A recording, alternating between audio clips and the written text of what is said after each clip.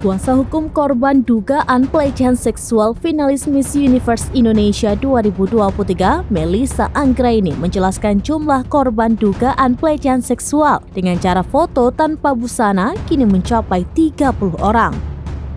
Meski begitu, baru 7 orang yang memberikan kuasa kepada Melissa. Melissa menambahkan pihak korban juga telah berkoordinasi dengan Lembaga Perlindungan Saksi dan Korban guna mengawalnya dalam kasus ini. Dalam waktu dekat, para korban yang bersangkutan juga akan dipanggil oleh penyidik guna mendalami kasus ini.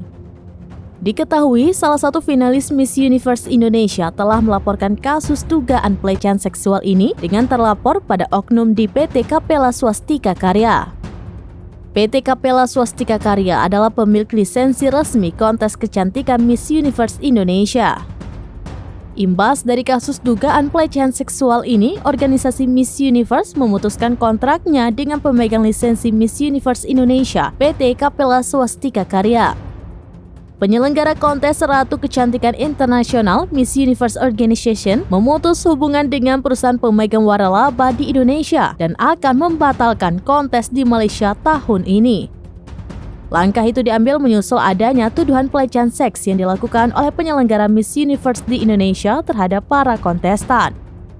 Organisasi yang berbasis di Amerika Serikat ini mengatakan bahwa mereka telah memutuskan untuk membatalkan kontrak dengan PT Capella Swastika Karya dan Direktur Nasionalnya, Poppy Capella, yang juga memegang lisensi Miss Universe Malaysia.